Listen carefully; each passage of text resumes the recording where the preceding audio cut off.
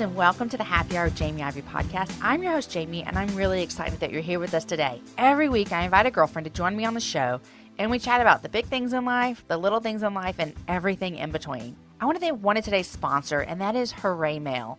Hooray Mail is a subscription snail mail delivered twice per month for kids ages 2 to 6. That's something for your kids. In each brightly colored envelope, you will find a personalized card and a fun, simple activity page.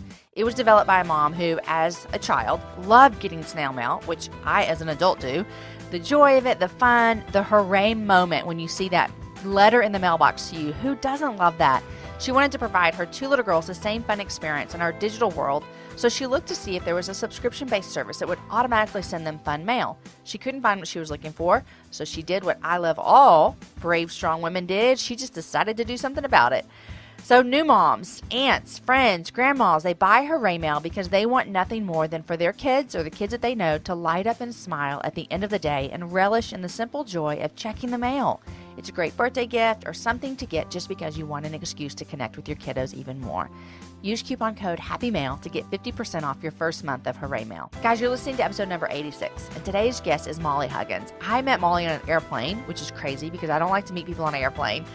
But I sat down with her, and she started sharing her story with me, and I just knew I wanted you guys to hear it as well. She's a 14-year veteran of the Army National Guard, an ex-helicopter pilot, and she's now a stay-at-home mom to 4 babies. She's lived this Army life in some form or fashion since the age of 18, and we're going to talk about it on the show today.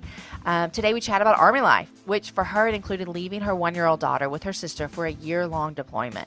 She shares some very intimate grief and struggles with us, as well as all that God has shown her on her journey along the way. You're really going to enjoy this conversation with Molly. Before we get to my conversation with Molly, I wanted to let you know about a great way to help support the Happy Hour. My store is up and ready. I'm super excited about the 3 things that we have over there. Number 1 is a koozie that has the Happy Hour on it, and I'm a big fan of koozies. Everybody needs a koozie, especially in the summer. Number 2 is some journals from May Designs. I'm a big fan of May Designs, and they got some journals made with the Happy Hour logo on it. And the 3rd thing that's up there is the live recording from the Happy Hour. It's only $1. Super fun show. You can get everything over at jamieivey.com/store. And how about I just give you a little coupon code? How does that sound? How about for today, since this show is under Molly, how about I give you the coupon code Molly and you can get free shipping. Okay, guys, thanks for being here. Here is my conversation with Molly Huggins. Hey, Molly, welcome to the Happy Hour. Hi, I'm glad to be here. I'm so glad. And I just want to tell everyone how we met because it's random. I mean, it's funny. It's funny. So was this October? I can't remember when that was. Illume. Yeah, Illume was in October. Mm-hmm. So I was flying to Illume. I did a podcast. I did a breakout on podcasting. And so super fun. Love people that put on Illume. Great conference. And so I just sit down on the airplane and I sit next to you. And so we start chatting, and then you tell me that you're going to Illume, and I'm like, oh, me too. So we met on the airplane on the way to Illume, which was so fun. Except when I tell people that, I also mention the fact that I hadn't talked to Grown Up in like a week, and so I just verbally sort of threw up all over you on the airplane. I think it's hilarious because I'm the kind of person that when I sit down on an airplane, I'm like, I just want to read my book. I just want to sit in silence.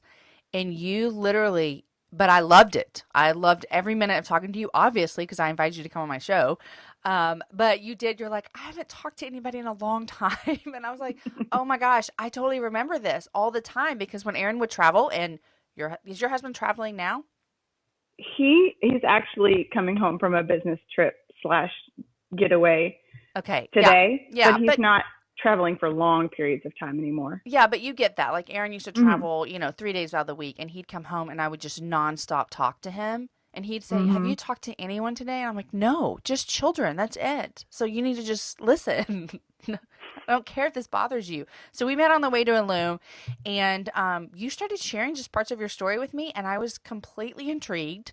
I have never met a woman that's been through what you've been through. And so that was completely like, I need to hear more about this. And so I want to talk to you about what we talked about on the plane, which is so much fun. All right. But hard, right? Yeah. Okay. It's been a roller coaster for sure. Okay. Good, but hard. Good. Okay. So you've been married for, what'd you say, 11 years?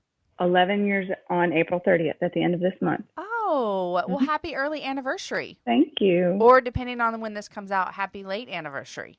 Uh, I never know when these things are going to come out. So there's that. So you've been married for 11 years and you'll have 4 kids. Yes, ma'am. How 4. old are they? They are, my oldest is 8.5, and my youngest is 7.5 months. Okay. So we got quite a spread. You do. And so is your oldest in school? She is. She's in 3rd grade. Okay. And we homeschooled. We homeschooled for kindergarten, and I cried the whole year, and she cried the whole year, and then she went to public school. So she's why at did y'all school both right cry now. the whole year? We are emotional twins, Uh-huh. and that does not work out so well for us sometimes. So we butted heads a lot. I was pregnant, and we were both very extroverted, and we needed other people more than we needed each other. Does that make sense? Yeah. I mean, She needed she some needed classmates. friends, and I needed friends. Yeah. And we were not meeting each other's social needs the way it needed to happen. So we just decided, for the sanity of all involved, that she would go to public school. So she's in school right now. That's awesome. I think that mothers that homeschool are just amazing. I think that moms that do anything that's different than me, I just literally think they're like angels. But I think that's how we all are with whatever another person does different than us. But I'm like you. I don't think that I could have the stamina to homeschool my kids. I mean, first their education would be very lacking, and they think that if they homeschool, they would just stay home and play video games all day. Because my son has said that before. Why don't you just homeschool me? I'm like, what do you think that looks like? Because I think you're misunderstanding what that might be. Oh. Yeah, that was surprising to me. I told my husband, I thought, well, I'm a teacher. I wasn't ready for this. I don't know what I thought it was going to be like, but I wasn't ready for it. I love the idea of it. I just didn't execute it very well. So. Oh, for sure. Yeah. So you got married 11 years ago, and you met your husband in flight training, because you guys have both been in the Air Force. Am I right? No, actually, we are Army. Army helicopter pilots. Helicopter pilots. Okay, Fort Rucker, Alabama. Okay, so I want to hear about what made you, growing up, you said you always wanted to fly. Tell me about where that started for you. You're going to laugh. I saw the movie Top Gun. Oh, and yes. I was instantly hooked. Instantly. And I wasn't even supposed to see it. I was going to ask how old you were, because that was kind of this like naughty movie that we weren't allowed to see. It's funny, we were at my family reunion from my great grandmother's 90th birthday, and my older cousins and my older sister were purposely, like, they were really excited that they could keep me from watching it. And so, but I was sneaking in. And I don't think, like, I've talked to my mom about this later, and I don't think she knew we were watching it, because she would not have allowed us to watch it at all. That is hilarious. So I saw that movie, and so I told my mom when I was around 10 that I was either going to be a pilot or be an Olympian. But I was terrible at sports. I was enthusiastic, but terrible. Where did the Olympian come from? Did you see something, or you just thought that'd be cool? My grandmother, we took gymnastics when I was a kid, and my grandmother would tape all the Olympic gymnastics routines on and then mail them to us. Okay, that's hilarious. I can tell you all by name all the Olympians through like 1980 through like 92.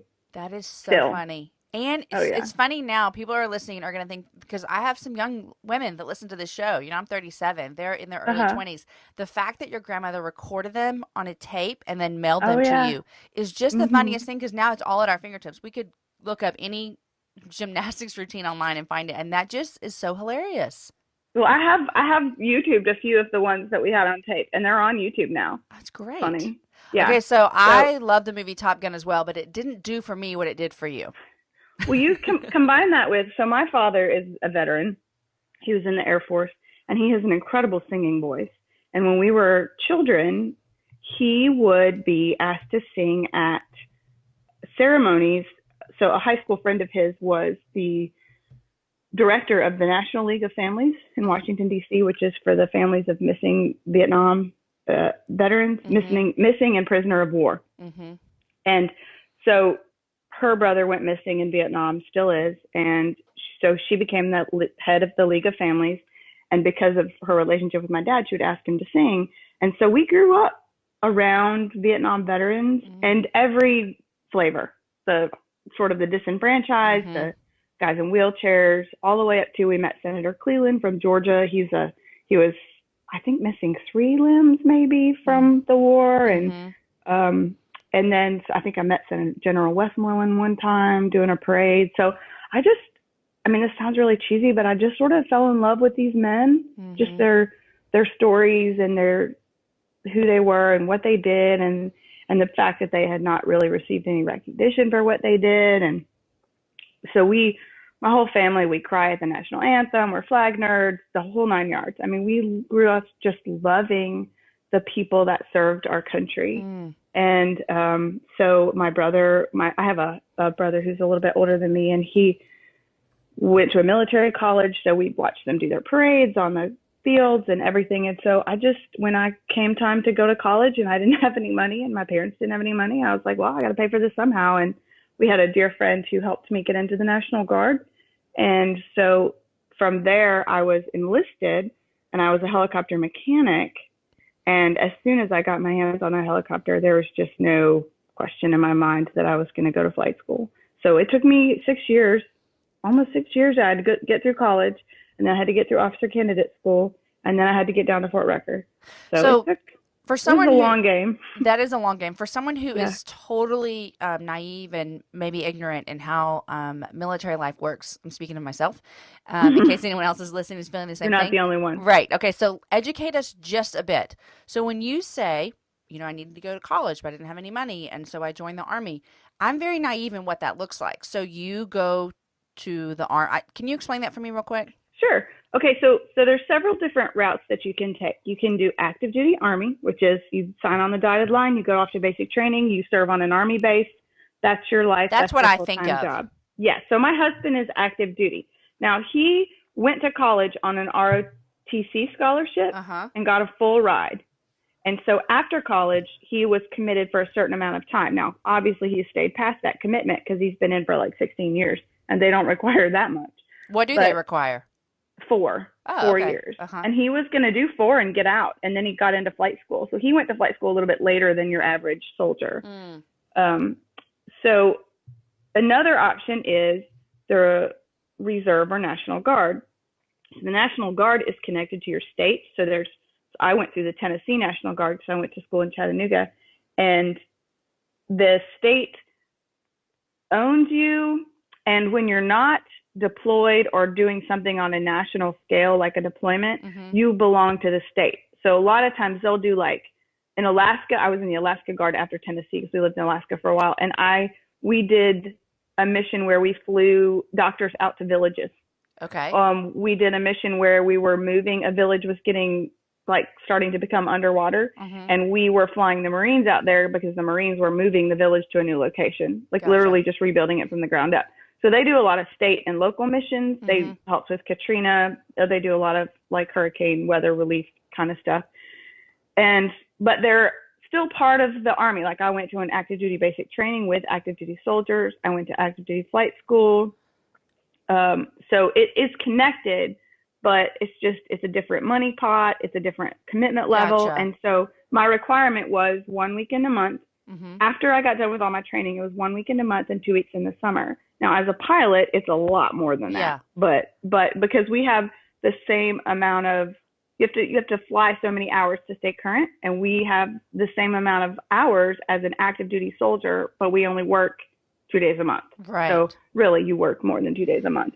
So going into the National Guard, that got your college paid for? Some of it. I went to a private school. Oh man, I was hustling. I went to a private school. I had some academic scholarships. I had some work study programs. The Guard at the time had a loan repayment program, so they paid back 10 grand in loans. I had the GI Bill, which is a crazy amount of money now, but this was pre 9/11, so it wasn't very much, but it was enough. It was enough to where I didn't have to get a job. I could play soccer. I played soccer in college. And I could live during the month. And then my 2 days a month, I got a couple $100 and I could live during the month in college. Gotcha. Okay. So, I mean, it wasn't like a full ride, but kind of got me over the hump. I mean, Yeah. I cried in the financial aid lady's office a couple of times. No, don't get me wrong. That never hurts. But yeah, they were awesome. But it allowed me to finish and only have like a little tiny bit of loans when I got done. So you go to college, you're in the National Guard, and then what is your next step after that? So I had to do officer candidate school because you got to be an officer to be a pilot, and there's two different kinds, but I chose the commissioned kind, which is it's just one of the kind for brevity's sake. And so I went through the Guards officer candidate school, which was spread out over a year and a half because, again, you're 1 weekend a month, 2 weeks in the summer. I think active duty is like 14 weeks or something. So I did it. So it took me another year and a half after I graduated to do that. And then so I graduated OCS in 2003, and then I had to wait for a slot to be available in flight school because the state is given so many slots in the school. And so April 4th, 2004 is when I went to flight school and when I met my husband. And you met your husband there. You were determined to get into flight school. I mean, that just hearing you say all the steps and then I had to wait this time and I had to wait that time. I mean, that's very it shows a lot about your character of like, I'm determined to be a pilot. I was playing the long game for sure. You were in it to win it. And you said, I remember you told me that you were not going to meet your husband. No. And you did. Yes. So I went down there determined that I was not going to meet a man. I was not going to be that girl because there is a name. I mean, there's lots of people who go down and marry their husband, me being a prime example of that now. Yeah. But so when I met him, we were just friends. And I actually think I made a fool out of myself. Speaking of which, I did the verbally vomit thing and I was really nervous and couldn't stop talking. And so we became friends. And it's funny, if you hear him tell the story, he will just go on and on about how I couldn't take my eyes off of him. And I just was all over it. You know, it's really, we have this little comedy routine basically now when we tell it, but we were friends first. And I knew that he was starting to like me. And I purposely wouldn't say I was terrible. So we had a best friend, this is part of our story. Our best friend down there, her name was Jamie, like you. And she and I and Pete became really good friends. And her husband was in Alaska. So it was just the three of us all together all the time. And he started talking to her about liking me. And I started talking to her about how I was freaked out that he was liking me. And then I would say things in the car like, man, I will never go out with anybody in our class. Really loud, so he would hear me. He would hear you. So he wouldn't say anything. You were playing so hard to get. I was terrible. Oh my gosh. A couple of months in, he finally both Jamie and her husband Sam were like, put your big boy pants on and just tell her that you like her. Just go for it. So he did, and I said thank you and totally shot him down. Like he was. Oh my gosh. Like, I can't believe I did that. And then changed my mind like a week later. I talked to her pastor. I was like, I don't know, just trying to figure out what to do for a lot of different reasons, but I changed my mind, and then I was like, how do I get him to ask me again? Because this in crazy girl mind, I wanted him to ask me again. I couldn't just say, that's what we do as women. Yep. Right. Poor guy. Yep, exactly. I think about it. I can't believe he ever stuck around. So at least he knew what he was getting. I mean, I know there was and flight school is really intense. So we hadn't been friends for very long, and we didn't date for very long before he proposed. But it's like we packed in like 2.5 years of getting to know each other in like a year. I mean, it was, so he knew. I mean, he knew the good, the bad, and the ugly right out of the gate. And so we went camping, and it was me and Pete and Jamie. And Jamie went to bed at like 7 p.m. I mean, it was just ridiculously early on purpose. And we started talking, and then he kissed me, and that was it. Like 2 months later, I knew I was going to marry him, and that was July. And November, he bought the ring. December, he proposed, and we were married in April. That's awesome. Okay, so my question that I'm thinking is, both of you are in flight school. Both of you are going to be pilots in the Army. Was the reality, I mean, for someone who has zero military connections, no one in my family's been in the military. I don't have any friends that are in the military. So literally, I'm that person that has, I would think, not very much connection to military life. And it's been a part of your life since you've grown up, and then you meet your husband. Was there this looming understanding that you could both be deployed at the same time? No, not really. So And here's the deployment thing. was a reality. Am I right? It was a reality. Mm-hmm. My husband, when he left, when he drove away from Fort Hood to come to flight school, he was putting his guys, his platoon. He was a platoon leader and then a company executive officer. So quickly, a platoon maybe like 30, 40 guys, Mm-hmm. and a company's maybe but anywhere from like 80 to 150. Okay. So he was the leader, the platoon leader of 30 or 40 guys. So the platoons are inside the company. Mm-hmm. And then the company, he was the second in command. Okay. And so they were leaving to go to Iraq when he drove away from Fort Hood to go to flight school. And I think he's always felt, it's funny, I'm not supposed to be talking about him. He told me he can't talk about me. I'm like, dude, this is about us. I have to. You're a part of this. Right. Sorry, this is your story too. So I think he's always felt a little bit guilty about leaving them. They went to Fallujah. They were in Fallujah. Did he have in the real option ugly. to go with them? I mean, no, not when he chose to go to flight school. Okay, that was a process that had been going on for a long time. Right. So I don't think he knew it was going to time itself out like that. So, he was doing what he wanted to do and what was the right thing to do, but it was still really hard to walk away from these people that he really cared about, soldiers that he had led and cared for, and they went into some of the ugliest, hardest fighting at the time. I met a couple of them afterwards. They're neat guys. Medical platoon, and I always say, like, I don't throw the word hero around lightly, but medics have a special place in my heart. So he was a medical platoon leader. So anyway, so yeah, it was looming, but I think maybe there was a part of me that thought it's going to be over eventually. And at that stage, and I'm 37 too, but I was 24 when I went to flight school, and there was this feeling of. Can I just ask when 9/11 came in that? I was in college. I was. Yeah, I was. That too. was my. Yep. Well, the beginning of my senior year. I got married in 2001. Yeah. And that's when. That was the beginning of my senior year. Okay. And I had friends at this point. I had friends that had already been to war.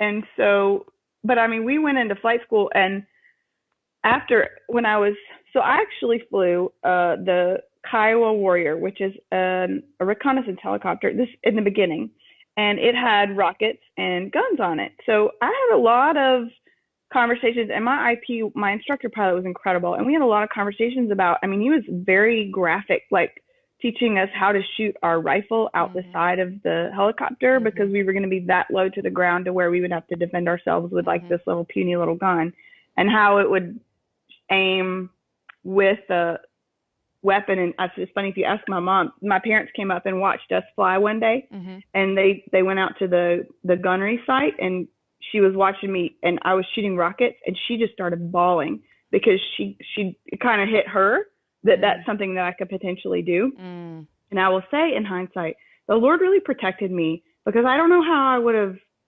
emotionally handled killing people. I never went to combat, and I have to give you a disclaimer now for all the people out there. I don't take very public political stances, but I will say, because I have people all across the spectrum that I love dearly, but I will say that there are women out there, regardless of what you think about women in combat, there are women out there that do the job superbly in every arena that I've seen them do it in. But I don't know that I would have been emotionally okay if I had to take someone else's life. And I know that now. I didn't know that then. So can I ask this? Sure. Then? So when you joined the military, is that not a thought that you think about? I did not think it all the way through. I just thought it's such a removed thing. And when I joined in 1998, I mean, hello, there was nothing going on in 1998. Right. And you just think, you kind of thought in that time period, we've evolved so much that you don't think that America is going to get involved in this global war. I mean, I don't think anybody saw it, especially not an 18-year-old kid from Georgia. I didn't see it coming, you know, and I think about it now, and I had a moment in basic training where we were practicing the bayonet, and I was like, oh man, my job is to kill people. I don't know how I feel about that. But I mean, at that point it was too late to back off. So did you ever have to I don't want to spend a lot of time here because I want to hear so much more of your story, but did you ever have to kind of I hear this conflict of you saying, and I feel like you're coming at it from like emotionally. Are you coming at it as a woman or just your emotions? My emotions. Okay, so I your just my emotions, personality. your My personality. personality. Yeah. I mean, I think some of that is factored in by the fact that I am a woman. Yeah. But combine that with my personality, and I Did think I would have just had a hard time with that. did your faith So ever come in? Tell me how you kind of, because I love hearing this conversation. Did your faith ever come into play in that, or did you ever have to wrestle through that? I have always had a very strong sense of right and wrong and Mm-hmm. black and white. Mm-hmm. And I believed in, and for all of its flaws, still do, that America and this country, and again, I don't want to spend, you could talk about this for hours, has made good choice. I mean, I feel like up until the point that I had joined, like it was pretty clear we took care of our soldiers. You know, you never leave a man behind. We went into World War II. And I didn't understand all the nuances of history at that point when I was 18, but I just felt like there was a lot for us as a nation to be proud of, Mm-hmm. and I wanted to be a part of that. I just did, and still am proud that I Mm-hmm. was. Yeah. I feel like as an adult, more of an adult, and a student of history and current events, I have a little more of a nuanced picture of what we've done, but Mm-hmm. I'm still thankful for the opportunity. I will tell you now that I am thankful that I did not have to take a life, Yeah. any life. Mm-hmm. And I'm thankful that my husband flies medevac, medical Mm-hmm. evacuation. Mm-hmm. And I'm thankful that he has always been on the life-saving end of it. Mm-hmm. I just think the Lord protected us. I've never felt, and I always tell people, because I've run into people that don't think women should be in the military at all, Mm-hmm. but I've never felt like I've been disobedient to the Lord. Mm-hmm. And I've asked all along the way. Mm-hmm. And maybe this is later on, but I did get out Mm-hmm. in 2011 because I had always asked the Lord to be really clear when it was time. Mm-hmm. And after I deployed and left my daughter, I was like, nope, that's it. I'm done. Yeah. That Okay, let's talk about that. Yeah. Okay. Sorry. Let's talk about that because jumping ahead of myself. it's okay. No, because I remember hearing you talk to me about this on the airplane, and I just thought to myself, first I thought, I didn't know that this could happen. Like, I didn't know that's part of the deal. I didn't know that you didn't have a choice. I remember being just flabbergasted at the thought that this is what you just had to do. So talk to me about that. You and your husband, just walk me through that real quick to let everyone know that was one of the most, probably you would say, traumatic events of your life. Would you say that? Yes. Okay. Well, yes. Okay. So I'll give you the Cliff Notes lead up, and then I'll tell you what happened. So we got married on April 30th of 2005, and I left like 3 weeks later to finish my training at Fort Rucker. So we were apart for a couple of months. We were together for 6 weeks. He left for Iraq for his first deployment. So we had lived together for like 9 weeks at that point. Oh. And 3 months, and I was pregnant when he left. 3 months into that, I had a miscarriage. While he's gone. Pretty bad. While he's gone. It was bad. I had to have surgery. It was pretty bad. So he got to come home actually for 5 days, kind of check in with me, take care of me, went back. And then that was November. That was right. That was the Monday before Thanksgiving, January 7th. So the girl, my friend Jamie that I told you about, she was killed in a helicopter crash in Iraq in January while he was gone. And I kind of went off the deep end a little bit. And by kind of, I mean, I totally did. Yeah. So I just, and really all the things that have happened in our life from that point forward are really tied into that sort of 3 or 4 month period. I carry a lot of emotional weight from that. I struggle with fear from that. So that, all of that happened. I got back into a helicopter. I think it was like February or March. And thankfully I was not affected. Can I ask a couple questions real quick? Are you done with your flight training school when all this is happening? Yeah. I'm back and I'm serving. I'm going my once a month. I'm flying. I'm doing my thing, loving it, having a ball. And then your best friend dies in a helicopter She dies. crash. I had to go back to work like the next month. And thankfully, I've always been able to get in a helicopter and set everything aside. I just compartmentalized like a champ. And so I was able to keep flying, but I was just terrified. I sort of transferred all that onto losing. I was afraid that something random was going to happen to me. Like I was afraid somebody was going to break in and kill me. I just thought if my friend James, she was the golden girl, and I thought if she could die, then I could die. Mm-hmm. And then I just was afraid of everything, but not flying. That's the weird thing. I was not afraid of flying. That's what I was going to ask, because you would feel like it would translate into getting into a You would think helicopter. so. It didn't. I would get in, and if you ask my husband and I'm sorry, I'm jumping all over the place, but if you ask Pete and I, somebody did this one time. They asked, it was just like a small group or something, and they said, where is the place that you most feel at home, that you've ever felt the most at home? And this is so cheesy, but independently of each other, we both said, aside from when we're with each other, it's in the front seat of a helicopter, hands down. Mm-hmm. Flying is just where my soul was meant to be, like in the sky. It's just so cheeseball, but it's true. And so in one sense, to be able to get in the helicopter and like leave the earth, for lack of better phrasing, was just the place where I was okay. Yeah. And everything else went away, and I wasn't afraid. I wasn't worried about Pete. I wasn't sad about our baby. I was just flying, and it felt so. It's such a physical sensation in a helicopter, especially the small one that I was flying. And so just being really tuned into that was just I loved it. I miss it every day. So Jamie died 10 years ago. She died 10 years ago. So that was 2006. So he came home, and we got pregnant like a month later. Did he come home to you off the deep end? No, he is the most.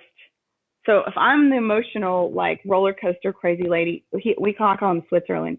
He is so even keeled and neutral and calm and just like. But when he showed back up, were you crazy off the deep end? No, I kind of hit a point, and I tell this story on the blog, but on my blog, but I kind of hit a point where I just was like, I'm losing it. And I called my pastor, and I was like, I just need to check in and make sure I'm not going crazy. So I would talk to my pastor throughout the year, but I had a moment in March where I was in Knoxville. I had driven to drill, and I was really tired. It was like the middle of the night, and I felt like something was wrong. I just kind of had a moment, called my come to Jesus moment, called my mom in the middle of the night. She was awake. It was 2 a.m. She was awake. I was like, what are you doing?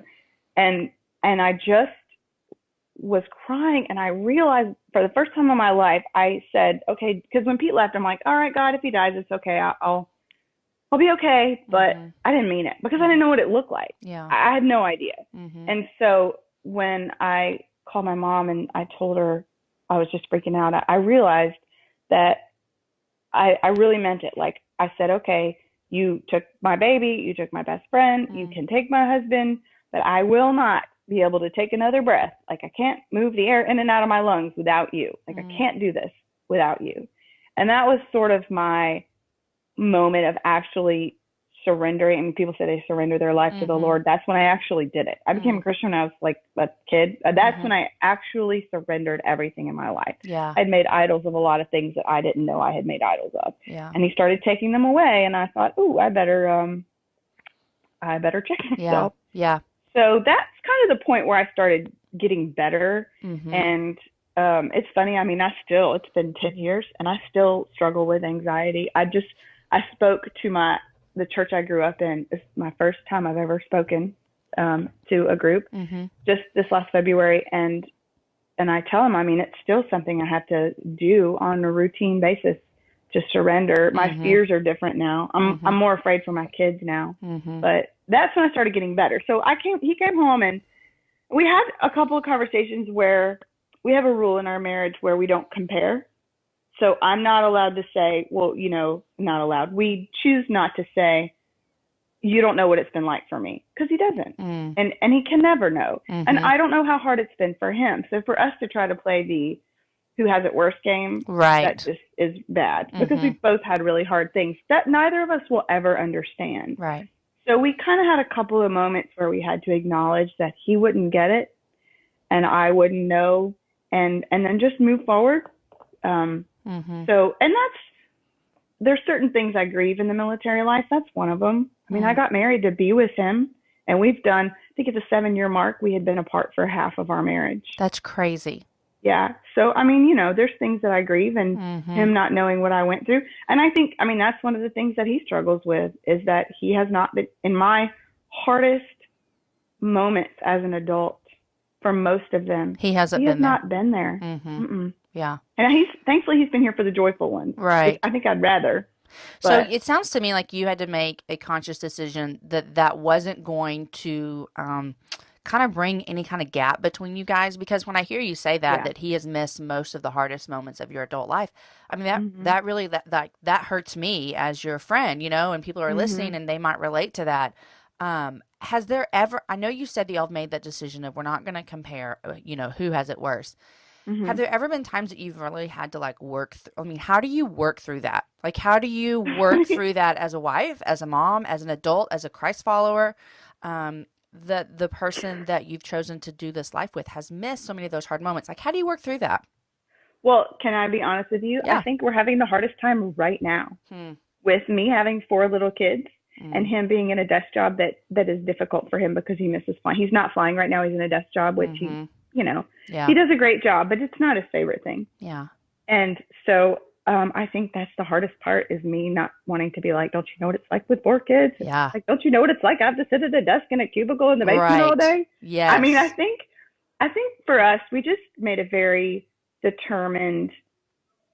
For me, I don't want to speak for him, but for me, I just said at the beginning of this life, I knew what I was getting into. I was a soldier when I married one, Mm. and so I've made a very conscious decision not to complain and not to sort of lament the situations I find myself in. And that doesn't mean they're not hard or that I don't like them or that I Mm-hmm. haven't called and I mean, I'm no angel. Mm-hmm. So I have had those emotions, but the Lord has been very gracious in Yeah. helping me to manage them in a way that does not translate into resenting him. Mm-hmm. And so I just, and also I have to say, so my sisters and I are really close. And I have called my older sister a lot. She's the person, like well, both of them, I have different outlets for both of them, but there's been several times, specifically in our relationships with our husbands, where my older sister and I kind of have leeway to discuss Mm-hmm. what's frustrating us Uh-huh. before we go to our husband. I hope I'm maybe outing some family secrets here, but like I call her and when I'm frustrated and I talk through it, and that allows me to go to him. Mm-hmm. That allows me to go to him when I am not quite so frustrated, and then Yeah. maybe talk through some solutions about Mm-hmm. the things that I'm frustrated Mm-hmm. about. Yeah. Yeah. So that's helped a lot. That's Um, That's so that's good. And I think that, yeah, but I love that you brought it back to your life right now, you know? yeah. He came home from Iraq. I got pregnant. We moved to Alaska when I was 4 months pregnant. Hmm. Had a baby, didn't know a soul. In Alaska. In Alaska, I went to a new flight training because I had to switch helicopters when Uh-huh. she was 3 months old. That's a whole nother story. Okay. My mother drove, bless her heart. My family factors pretty hugely in our story. Uh-huh. Drove up from Georgia, met me in Pennsylvania. We lived in this shack in Pennsylvania for like 6 weeks while I did the flight training, and she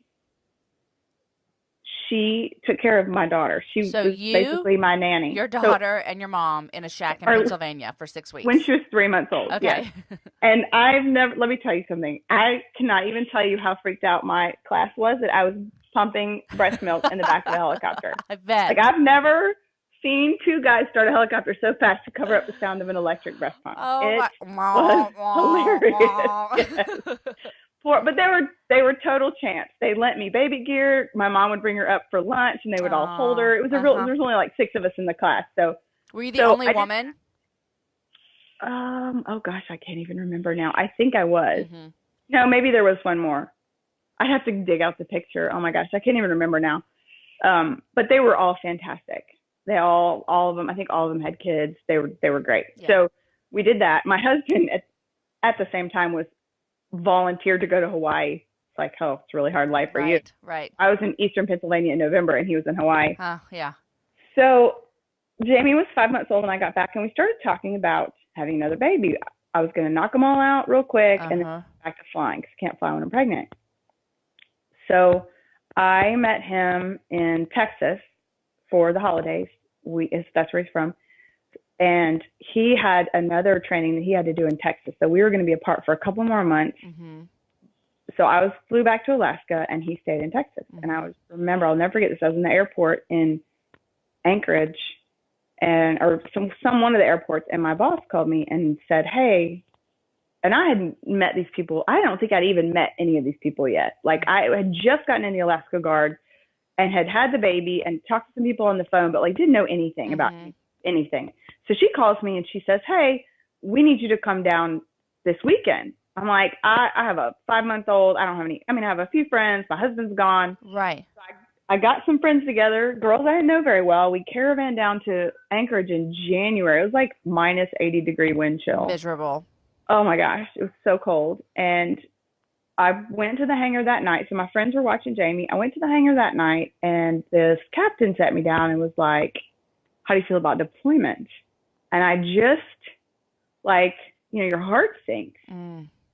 But I, I'm poker face. I'm like, well, I don't, am I allowed to have feelings? I don't think I'm allowed to have feelings about it, And so I just said, okay, well, tell me more about this. And I think he was a little surprised because I learned later that he's fairly traditional, and I think they were all expecting me to sort of kind of break down and cry. But I just like, okay, what's the deal? So they said, there's 2 potential deployments, one coming, this fall, and then the one after that. We have you on the one this fall to go to Iraq, but, you have some leeway. And I knew right away. So we already knew that Pete was scheduled to go to Afghanistan at the same time in the fall. Did you have leeway because you were a mom, or what was that? I think they just asked me, which I think it was because of the baby, because the baby, Jamie was, so our daughter's name is Jamie for our friend. And because Jamie was fairly young, I think they were just kind of thinking, what do you want to do? They knew what they wanted me to do, but they were kind of asking. I don't know that if I had said, I don't want to do that, what they would have done. And do you really have, like, is it like I'm thinking, did you have a choice? Okay. Well, I mean, not on the deployment. So here's the thing. I could have, okay. So when I was pregnant, I talked to my family and I said, hey, you have to have this thing called a family care plan. And I just saying, who's going to take care of your baby if y'all are both gone somewhere. So I called my older sister and I said, hey, if something happens, if we're both deployed, it's never going to happen, but would you take Jamie? Oh, sure.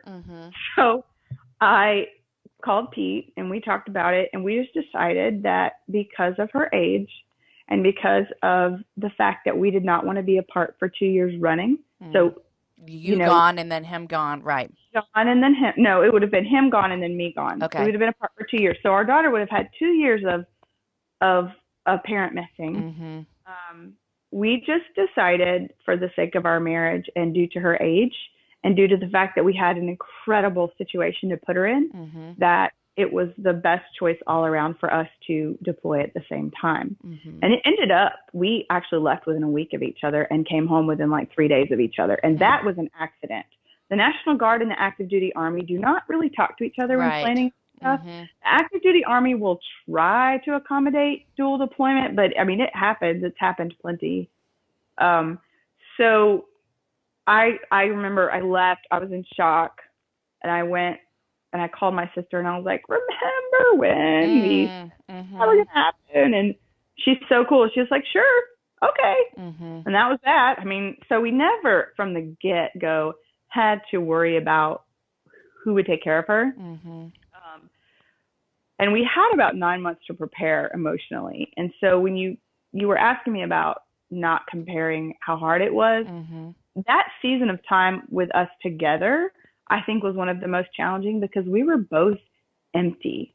Like we were so used up. I was preparing emotionally. I was doing training. I was jumping through where we lived in Alaska was 7 hours from where I flew. And so Alaska's huge. And so I was doing a bunch of traveling back and forth and jumping through all the hoops of getting babysitters, and he had taken on this job, and there was a hard situation at his work that was taking up all of this. It was a huge deal that was going down, and he was getting his company ready to deploy, and he was the acting commander for a while in the midst of like this big crisis that they were having. So he was just, I'm working like 14-hour days and totally consumed by that. And I was consumed emotionally, and we were doing all the preparations. You have to write goodbye letters and you have to update your will. And we had to decide who's going to take this baby if something happens to both of us. And, that sounds emotionally draining. It was bad. I was empty. when we left her. Yeah. Never mind the year that was coming of being apart from her. I was done before we even left.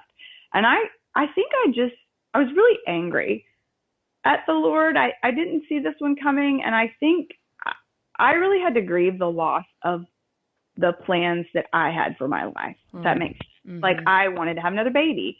And you asked about having a choice. So I probably could have pitched a big enough fit, and maybe I would have gotten out of it.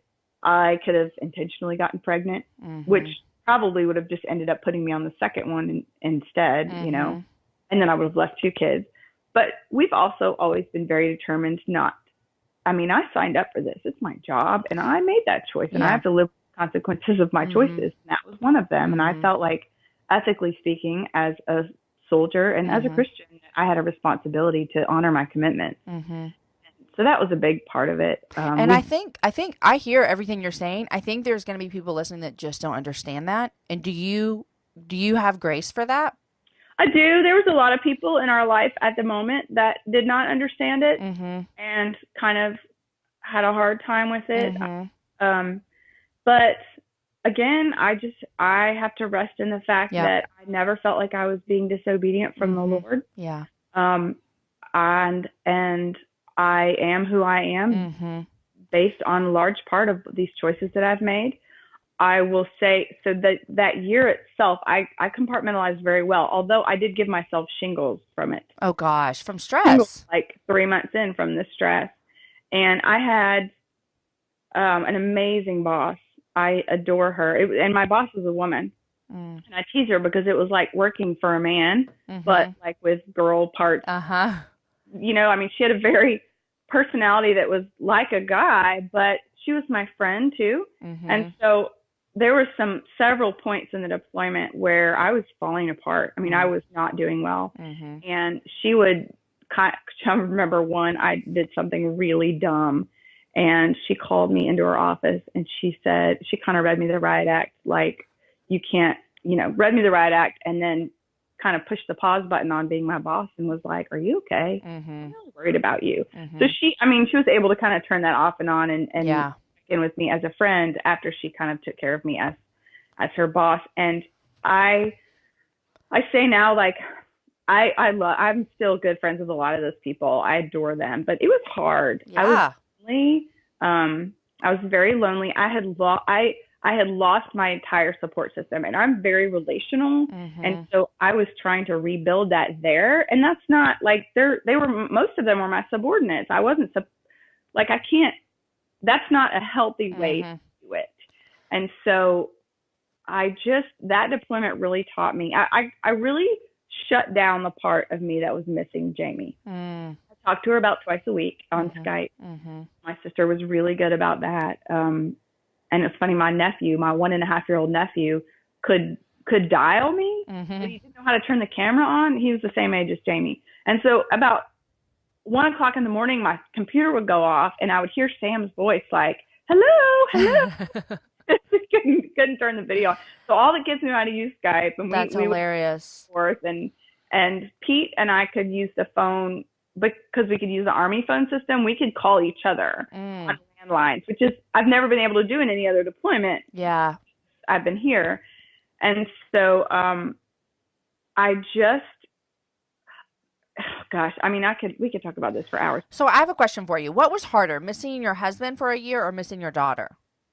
Well, that's what I was about to say. So this year, this is kind of my takeaway from this year that happened.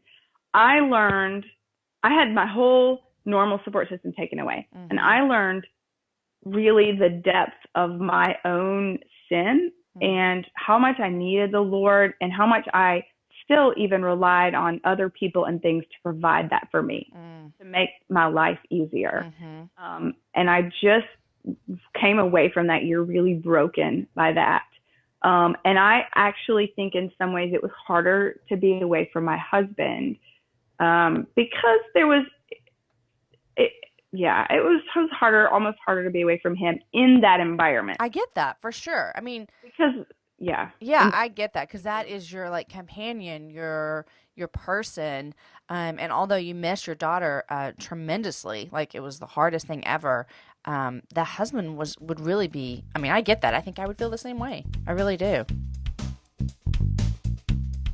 Hey guys, before we get back to the show with Molly, I want to thank one of our other sponsors, Prep Dish. Prep Dish is a healthy subscription-based meal planning service.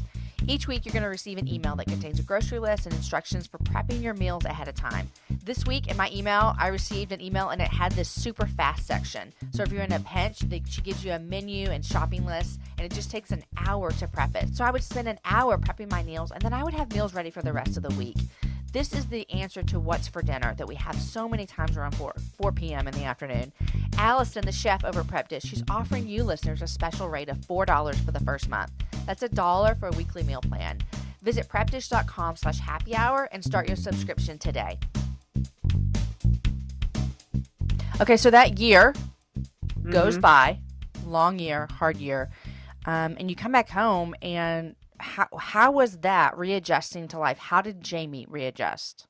She was fantastic. So my family did a really good job of connecting her with me. So she still calls my sister Mama.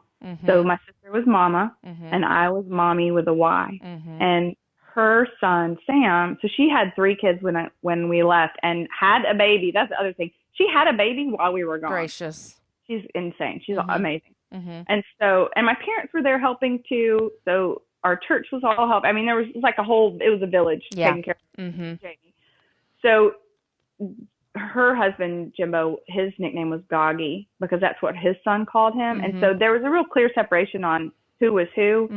And so we were in the Atlanta airport. And I don't know if you've ever flown through Atlanta, but they have those escalators that are like a mile long. And I remember like my heart was Is this when you're coming home? Yeah. So I came back to Alaska. I flew Pete's brother up because I thought Pete was going to get home before me. I didn't want him to get home by himself. So his brother was there, but I ended up coming home first. So I came home. Mike was there. We met Pete. We did Thanksgiving together. It was right around Thanksgiving. And then I flew. He had to stay and work for a couple more weeks because of the rules. And so I flew to Gainesville by myself to get Jamie. And so it was just me on the escalator. And I come up there, and it was like the biggest circus. My aunt and her 5 kids and her husband, my 85-year-old grandfather in a wheelchair, a couple people from church, my sisters, all their kids, my parents, big banner. I mean, it was all right at the top of the escalators at the Atlanta airport. Right. And she saw me and just kind of looked at me and then just reached her hands out and said, Mommy. Oh my gosh. I ugly cried all over that airport. I mean, and I have pictures of it, and it's not pretty. I mean, I just was crying from the bottom of my toes. I was so happy and relieved. Did you have the fear that it wouldn't happen that way? Totally. Yeah. Totally. But so what we did is I stayed with my sister at her house for a week, kind of watching how they had been taking care of her. And then that second week, I stayed there at her house the second week. But I took over, like, if she needed something, Lee sent her to me, and I would take care of her for that week. And then the third week, we moved over to my parents' house, which was still a familiar environment for her. And my husband was back at that point. He flew down, and then the 3 of us took care of her that week together. I mean, the 2 of us. The hard part with her. So I was still processing a lot of emotions, and it's funny. Angie Smith, I read her blog like in 3 days under the covers on my iPhone, which is really hard to do. And I just remember reading about how she talked about grief and recognizing, this was right after I came home, that I was grieving the loss of that time with my daughter. And it's funny, I'm on my 4th kid, but my 3rd is in 2.5. And that's the age I got her back. And with the 2 subsequent kids, I look at them and I'm still sad that I don't know what Jamie was like that period of time. And so like when Asher turned 2, I thought, I have a child that's been 2, but I don't know how to do 2s because I missed it. Yeah. So I still think about that. But we came home, I was really emotional, and it took me a long time to just process my emotions from the year, to kind of get over being angry. And so I had to deal with all that grief, all the emotions that I had shut down for that year that I was gone. I had to deal with then. Yeah. So I was a big old hot mess. And then I got pregnant with my son. made the decision. I got pregnant with my son. We were supposed to move to Germany. This is the crazy part. We were supposed to move to Germany, and he came home and he was like, well, I might have to go to Pakistan. I was like, what? Yeah. In 2 weeks, he was on a plane to Pakistan. We had sold our house. I didn't have anywhere to live, and we weren't going to Germany. So that all happened in like 2 weeks. And so And you're pregnant. And I'm pregnant, yeah. Just puking on the side of the road pregnant. Mm-hmm. And so that's a whole nother long story. But we ended up getting a house on the base. So we sold our house and moved on to the base. And I said, hey, can I go home? Because we were going to go home before we moved to Germany. He's like, yeah, go on home, go visit. Because it was like thousands of bucks to fly out of Alaska. Yeah. So it was like hey, I'm just going to drive home for the weekend. Yeah. He got on a plane to go to Pakistan, and I got on a plane to go to Georgia. And all of a sudden, Jamie had been home for 9 months at that time period. Mm-hmm. And all of a sudden, she would not leave my side. And my mother especially was really upset by it because we went to Gainesville, and she had just lived where she had been and didn't want to have anything to do with them. And I am convinced it is because her daddy left, mm-hmm. and then I took her to the place that I left her. Mm-hmm. And I think she was just thinking that she was, even if she couldn't articulate it at age 3, for sure. Knew. Something like that happened to us, and it makes sense because when our kids came home from Haiti, mm-hmm. The earthquake had happened right before, and then Amos came home, and some of our friends that he had seen often while we had been visiting, and that he had spent like the last 3 days with before he came home, they were here in Texas, and whenever we would go visit them, he would not even talk to them. And I think that's the same thing. Like he associated them with Haiti and where we had come and left, and he wouldn't even hardly talk to them. Yeah. Yeah. I'm learning as our kids process some of the changes in our life, how young they recognize the upheaval and how it plays out. Oh, I didn't for sure. Yeah. really recognize it then with her, but it's funny. She's a trooper. Every 6 months of her life, since she has been born, there has been a major upheaval in her world. A baby, a move, a miscarriage. I had another miscarriage after my son, after my second child, that she was old enough to process. Just bam, bam, bam for her. She especially, and she's got the personality for it. She's amazing. Just extroverted, trooper, but she definitely, she has, her and my oldest son, they have all the emotions all the time. So, and when I think about that, I think about our kids going through hard stuff, and I just think, man, God, I just trust you that you're using this to develop their character is what I trust you for, And as parents, we want to stop it. We don't want that pain to be there. We don't want that hurt to be there. And I think there's some validity in that as well. But then also I'm learning as a mom, sometimes I just can't stop things. I don't have control over the situations. And so therefore I'm going to trust that God knows what's good and that he is for them and that he's using these scenarios, situations, upheavals, whatever, to develop character in them that wouldn't be there otherwise. Oh, yeah. Yeah. Yeah. We have the added element, though, of that. I agree with you. And I'm working through that as a parent in life. But I have struggled a lot, too, with the guilt over the fact that, especially with this last move. So we just moved from Tennessee to Virginia. And this is the first time my daughter had to switch schools. My son was old enough to leave his best friends. And to watch them go through this process and knowing that we chose this life and subjected them to it.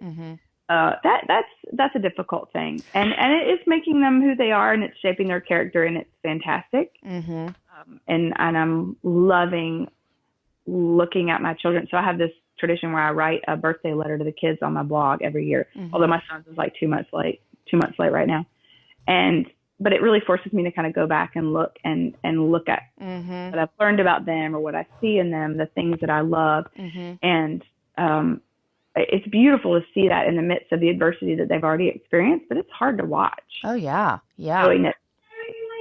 Knowing that I subjected them to that.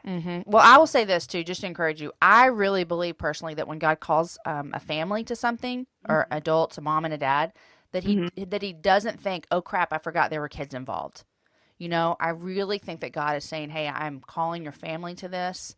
I'm for everybody in this family. I think about that. We have missionary friends, and people are always like, how could you take your kids into this, such dangerous situation wherever you are, in Asia or China or the Middle East? And they really have said, well, God's called our family to this. And he didn't make a mistake just by giving us kids and say, oh, I didn't know that was going to happen. And so that's just my little encouragement to you, because I understand that feeling. And so, and I know that a lot of people resonate with that as well. Nobody's ever said that to me before. I have never in 11 years thought of it like that. Well, I hope it encourages you. That's my takeaway from this whole conversation. Yay! What a blessing to hear that. Because I struggle with that still. I mean, we're not done moving, so.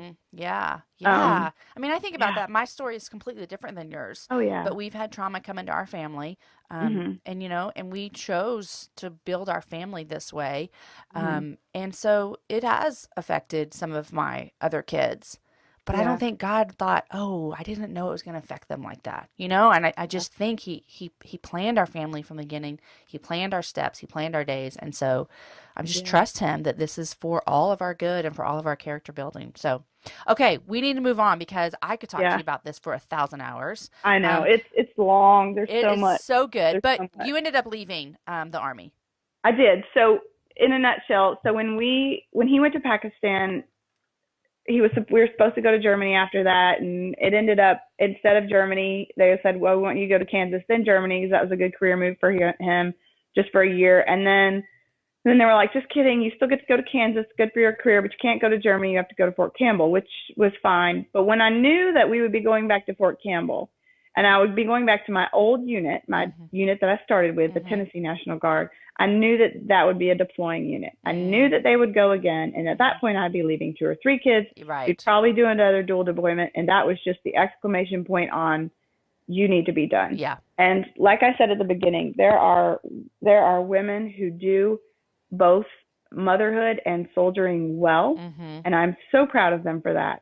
But I am not one of them. Yeah. And I am adult, and that's hard for me to admit, because I was good at being a soldier right up until I deployed. Yeah. And then not so good. And I just didn't feel like it was fair to my children or the men and women that I would be potentially in charge of to not be able to give 100% to either one. Yeah. I think that is for me, I was done. Yeah. And that's great. And I think that we all have to come to little crossroads like that in our life. And they may not be as grand as soldiering versus mothering.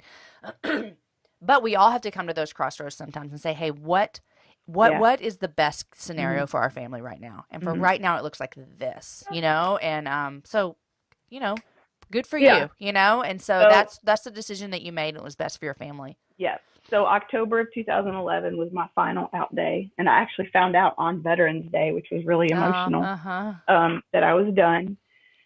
So I guess if you want I was thinking about it before I talked to you, I was going to sort of give you the grand timeline. So we've been married for 11 years. I was in the Army for 14. He has been in for 16. We've moved 6 times in those 11 years. We've had 6 pregnancies, 2 miscarriages, 4 kids, 5 deployments. Spent probably a good 4 to 4.5 years apart of those 11 years. So for about 4.5 years, we haven't lived together. What else? How do I frame it? We've lost more than one friend at this point, but we have a global network of the most beautiful people you could ever imagine. I'm sure. So I always tell people, I mean, I said at the beginning, it's been a hard life, but it's been so good. And God's been so good to us that I have been able to keep my, point to myself to not complain. I mean, we're incredibly rich. I do not, I may be offending people with this. I do not like to use the hashtag blessed, but God has been good to us in the midst of some difficult things. Yeah. And I recognize the gifts we've been given. We extend the comparison game to other people's lives as well. I have friends that are walking through some roads that are way harder than mine.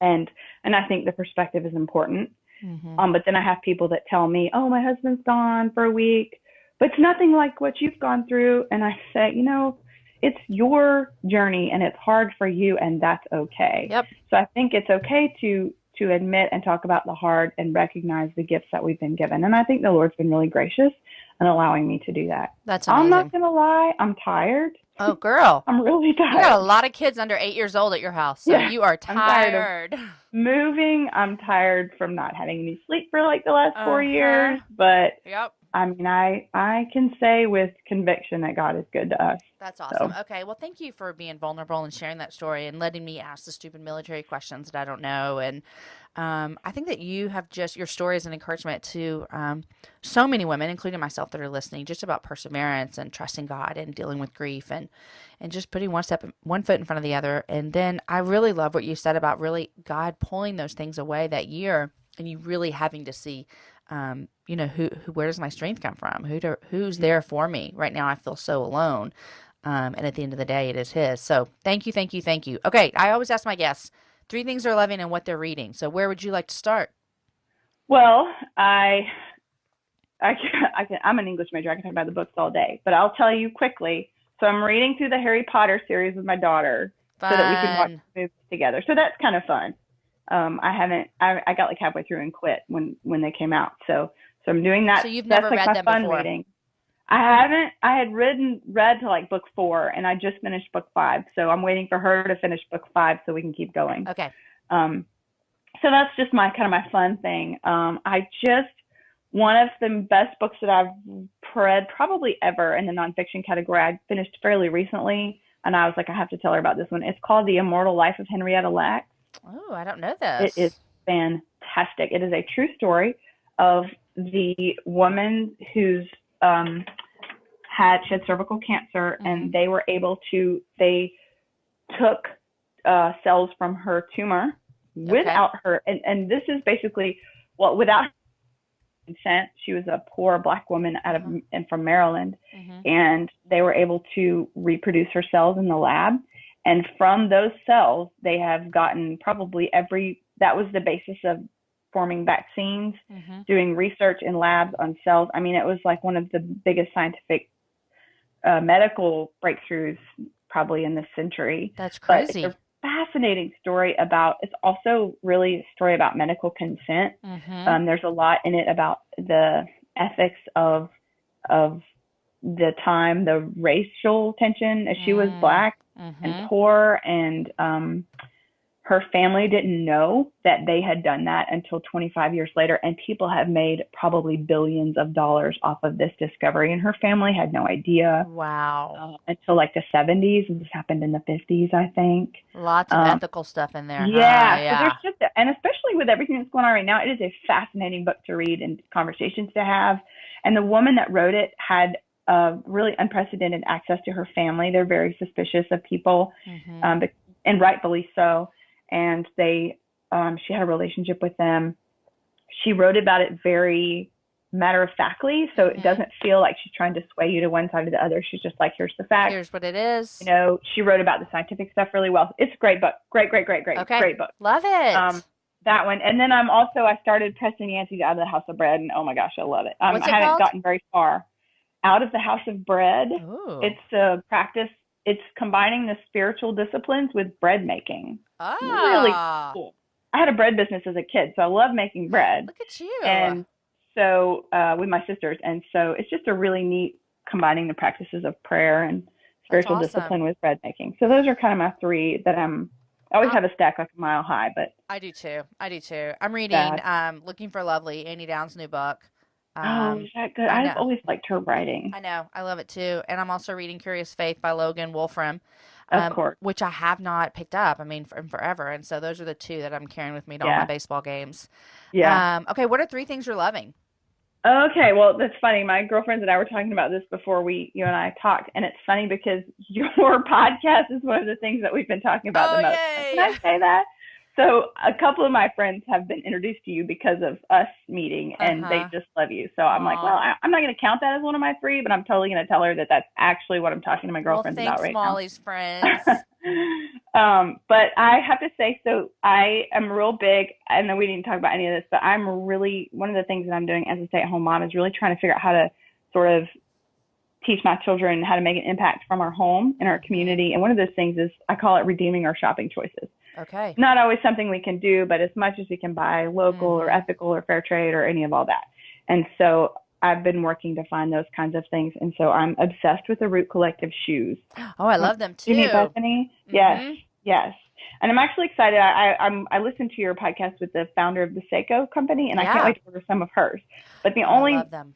fair trade ones that I have right now are Root Collective, and I adore them. I love Root Collective shoes. I have some of their ballet shoes, and I've said before on this show, I also have some ballet shoes from another company that will remain nameless, and these are more comfortable.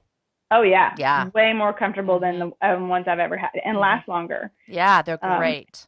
And the just Seiko, as a plug for I'm loving those as well. My new ones, the little like crisscross sandals. I think I saw a picture of them on Instagram. With my kitty cat. On your Instagram. Yes. Oh my God, I love your cat. I wear them every day. They're so comfy. Yes. So yeah. So Root Collective, and I also have to say, just as a shout out, their customer service is fantastic. Oh, love customer service. Okay. It's amazing. Awesome. Okay, so Root that's Collective. One.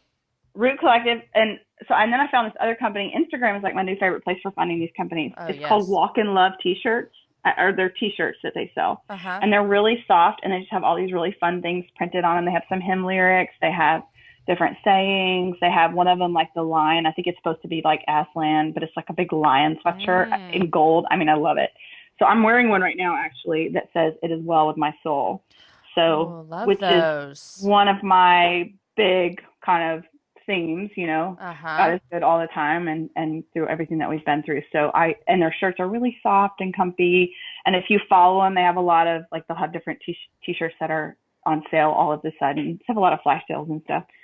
So that's awesome. I think I did a podcast one time, and she talked about these T-shirts. Kate Connor, maybe.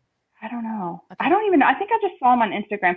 But I like it because I sort of have a uniform at this point. It really is. It's my uniform. It's a printed T-shirt, my Root Collective shoes, and some noonday, fair trade, but mostly noonday jewelry. Like, it's sad. That sounds like the best uniform ever.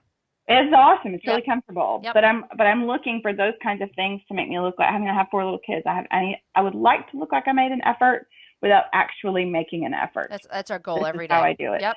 Yeah. That's a win. Okay. What's your third thing you're loving? So my third thing is my purse, and it's from a company called Our Riveter Handbags, and it's a group of military spouses based out of North Carolina who make bags. They make toiletry bags and purses out of old military uniforms and leather, and they're gorgeous. They're handmade. They're all made in the U.S.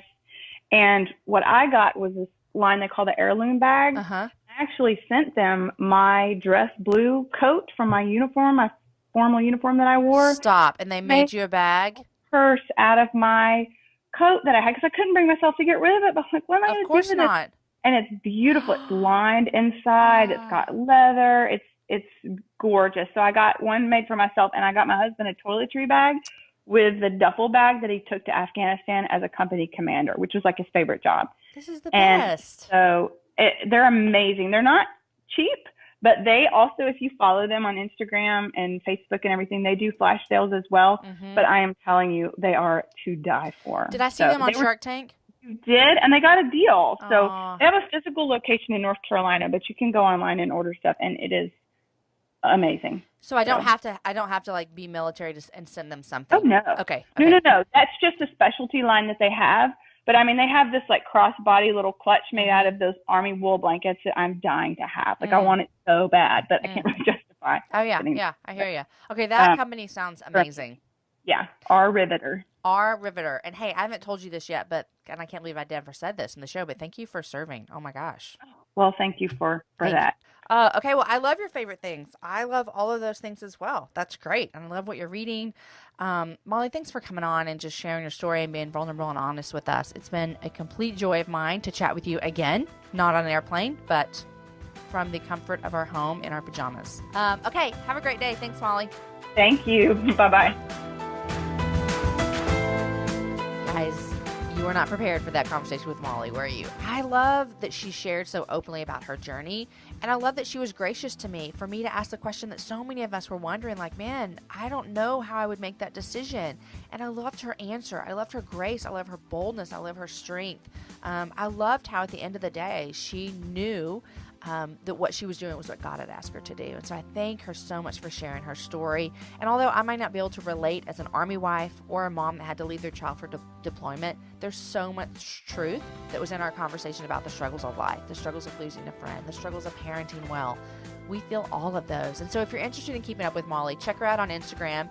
She's over there at the Mrs. Huggins, and her blog is allthegracebetween.com, where she blogs about all these kinds of things that we chatted about. I want to thank our last sponsor for the show, and this is my friend Jen Sprinkle of Jen Sprinkle Creative. If you've seen my new logo, which I hope that you have, she's behind it. She is a creative genius. She is behind so many amazing creative things that you see around the web. She does graphic design, product design, web design. She also does something that I think is really healthy and helpful for us that are into small businesses or large businesses or whatever you're doing. She does creative strategy sessions. So what she does is she gets with you and she does a session about creativity, and she helps you move closer to making your dreams a reality. So check her out, jensprinkle.com. Follow her on Instagram. It's at Jen Sprinkle. I highly suggest you look into Jen Sprinkle Creative for any of your creative needs. Guys, remember, everything we chatted about will be on my website, jamieivey.com. I'd love to hear from you. As always, find me on Twitter, Instagram. Tag me on Instagram when you're listening to the show. That's my favorite thing to see, and I'd love to hear what you love from this episode. Today's show is edited by Knox McCoy, and the music is from Jason Poe. Next week is a special Mother's Day show where I invited a few different type of mamas to join me as we chat about what Mother's Day means to them. You're not going to want to miss this one. And guys, don't forget, if you didn't hear episode number 84, my friend Emily and I share with you 11 different organizations that we think are worth you spending your money this Mother's Day and throughout the entire year. So check that out for a great list of companies that are doing great things. And I love that Molly and I talked about that. So a great list of companies doing great things that you can be proud to put your money towards. Check out number 84 for our Mother's Day gift guide. Guys, enjoy your week. Share the show with a girlfriend and have a happy hour with a friend.